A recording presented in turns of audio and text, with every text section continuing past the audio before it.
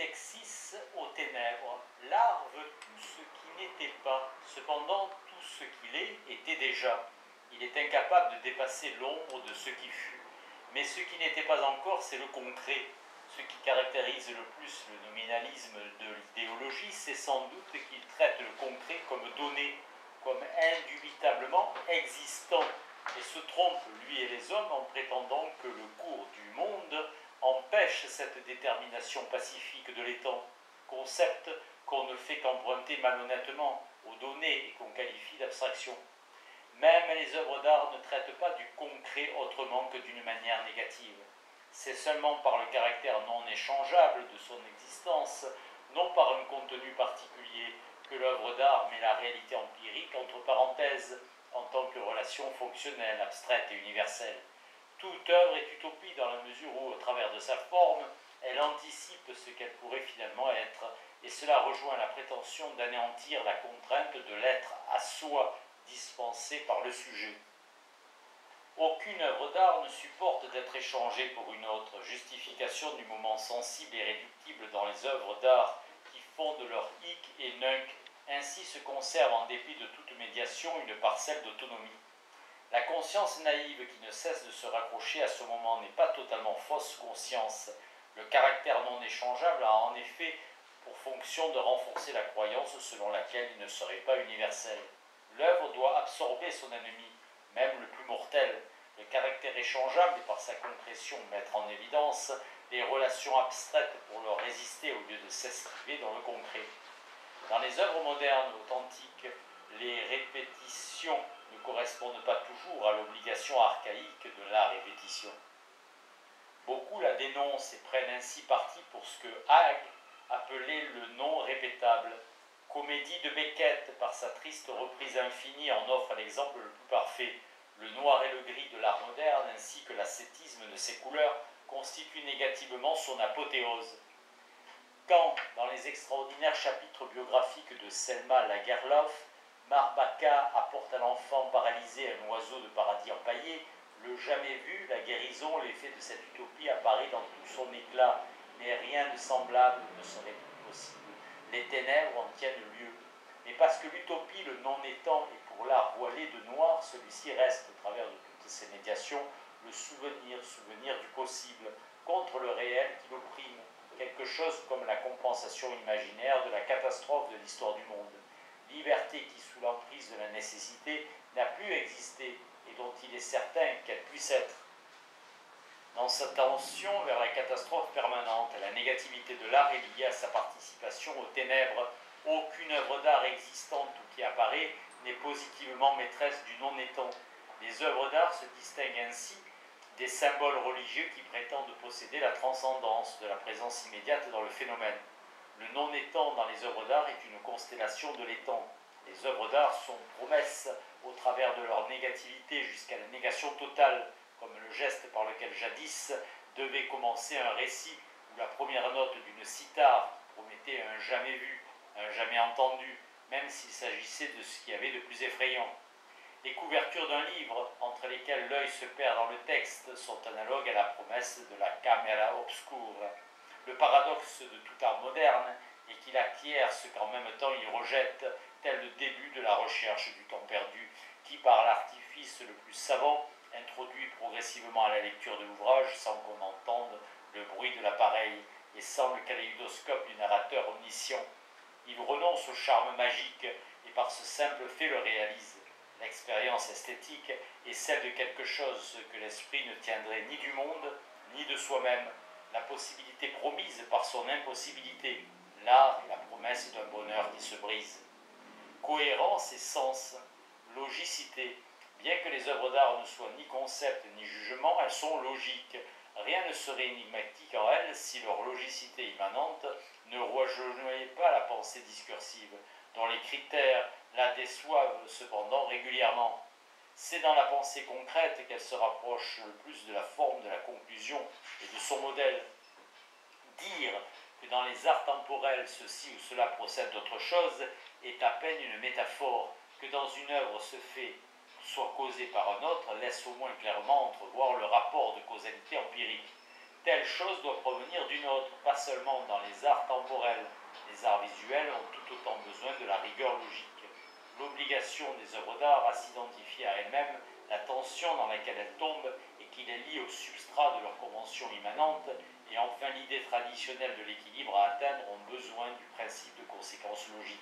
C'est l'aspect rationnel des œuvres d'art. Sans son obligation immanente, aucune œuvre ne serait objectivée. Son impulsion anti-mimétique, empruntée à l'extérieur, l'associe à un intérieur. La logique de l'art, contrairement aux règles de l'autre logique, conclut sans concept ni jugement. Elle tire les conséquences de phénomènes naturellement déjà médiatisés par l'esprit et dans une certaine mesure logicisés. Son processus logique se meut dans un domaine aux données extralogiques. L'unité, ainsi acquise par les œuvres d'art, les met en analogie avec la logique de l'expérience, pour autant que leurs procédures, leurs éléments et leurs relations s'éloignent de la réalité pratique empirique. La relation avec les mathématiques que l'art nouait à l'époque de son émancipation naissante et qui aujourd'hui réapparaît à l'époque de la dissolution de ses idiomes était la conscience de soi que l'art avait de sa dimension logique. Même la mathématique est, par son caractère formel, aconceptuelle. Ces symboles ne désignent rien, et pas plus que l'art, elle ne porte de jugement existentiel. On a fréquemment insisté sur sa nature esthétique. Il est certain que l'art se fourvoie lorsque, stimulé ou intimidé par la science, il hypostasie son caractère logique, compare directement ses formes à celles des mathématiques, sans se soucier du fait qu'il s'oppose constamment à elles. Néanmoins, la logicité de l'art est une logique au-dessous de ses forces, qui le constitue le plus expressément comme un être sui generis, comme une seconde nature.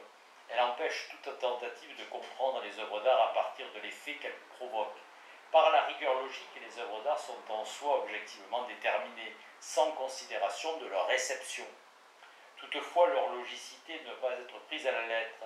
La remarque de Nietzsche, qui sous-estime à vrai dire en dilettante la logicité de l'art, vise le fait que dans les œuvres d'art, tout apparaît comme cela doit être et pas autrement.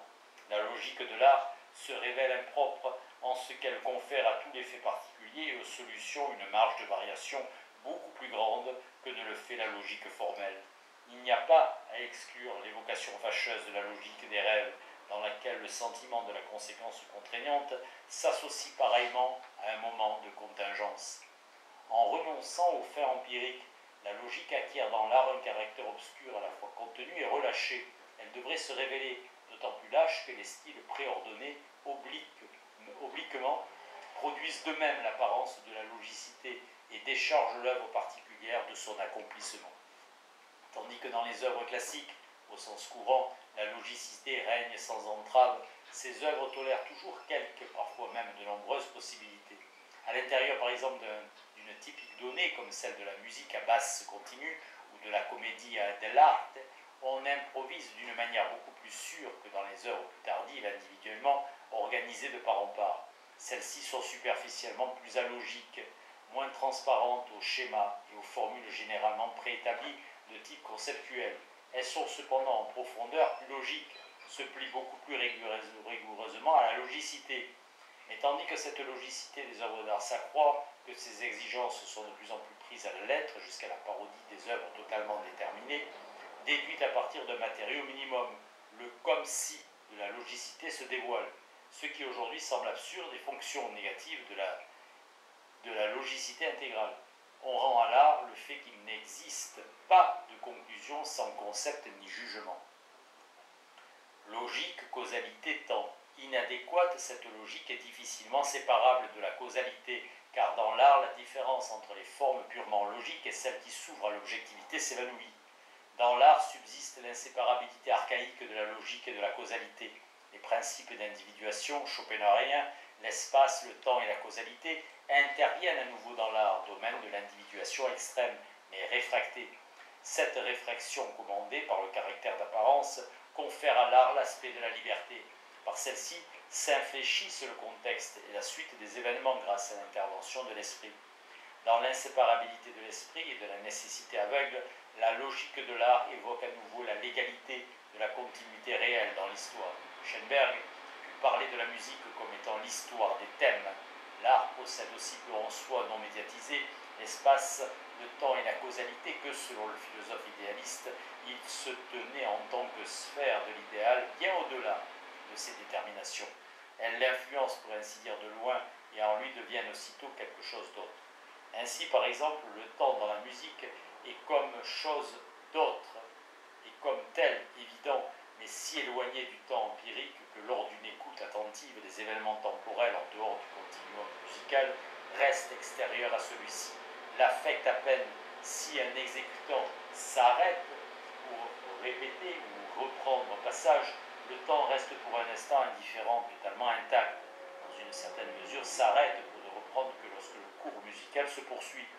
Le temps empirique altère le temps musical, tout au plus à cause de son hétérogénéité. Ils ne se confondent pas. En outre, les catégories constitutives de l'art ne sont pas simplement qualitativement différentes des catégories externes, mais elles transposent leur qualité dans le médium qualitativement autre en dépit de leur modification. Si ces formes sont dans l'existence externe les formes déterminantes de la domination naturelle, elles sont dominées dans l'art. On en dispose librement. Par la domination du dominant, l'art révise le fond en comble, de fond en comble, la domination de la nature. L'utilisation de ces formes et de leur rapport aux matériaux rend évident leur caractère arbitraire vis-à-vis de l'apparence d'inéluctabilité qui leur revient dans la réalité. Lorsqu'une musique comprime le temps, lorsqu'un tableau replie l'espace, la possibilité d'obtenir autre chose se concrétise. Ces catégories sont effectivement fixées, leur pouvoir n'est pas nié, mais elles sont dépossédées de leur caractère obligatoire.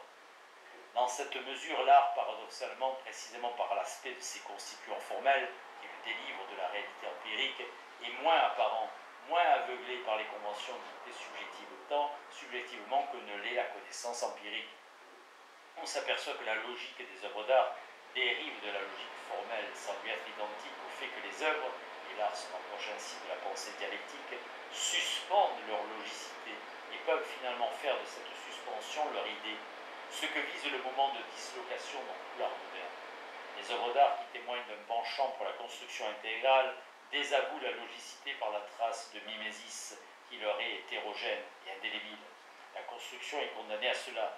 La loi formelle autonome des œuvres d'art proteste encore contre la logicité qui définit pourtant la forme comme principe. Si l'art n'avait absolument rien à voir avec la logicité et la causalité, il manquerait le rapport avec son autre et a priori tournerait à vide. S'il les prenait au pied de la lettre, il se plierait à la contrainte. C'est grâce seulement à son double caractère qui provoque un conflit permanent qu'il échappe pour un peu à cette emprise. Les conclusions sans concept ni jugement sont d'avance dépouillées de leur caractère apodictique et évoquent, il est vrai, une communication entre les objets susceptibles d'être dissimulés par des concepts et des jugements, tandis que la rigueur esthétique la conserve comme infinité des moments non identifiés. Mais l'unité des constituants esthétiques et des constituants de la connaissance et l'unité de l'esprit en tant qu'unité de la raison qu'exprime la doctrine de la finalité esthétique. S'il est vrai, selon Schopenhauer, que l'art est comme l'image du monde, celui-ci est cependant modifié dans sa composition par les éléments du premier, conformément aux interprétations judaïques de l'état messianique, qui ressemblerait en tout à l'état habituel et n'en différerait que de très peu. Mais le monde est, par une tendance négative envers le premier, plutôt la destruction de ce que reflète le sens intime que la réunion à un sens des éléments dispersés de l'existence. Il n'y a rien dans l'art, même dans le plus sublimé, qui ne soit issu du monde et reste intact. Les catégories esthétiques doivent être définies autant par leur rapport au monde que par leur refus de celui-ci. L'art est connaissance dans les deux cas, non pas seulement par le retour du monde et de ses catégories, ni à cause de son lien avec ce qui s'appelle d'ailleurs l'objet de la connaissance, mais beaucoup plus peut-être par la tendance à la critique de la ratio qui domine la nature, dont elle ébranle les fixes déterminations en les modifiant. Ce n'est pas en tant que négation abstraite de la ratio, ni par la fatale vision immédiate de l'être des choses, que l'art cherche à rendre justice à ce qui est opprimé, mais en révoquant la violence de la rationalité par l'émancipation de celle-ci vis-à-vis de ce qui lui semble être dans la réalité empirique son matériau invisible.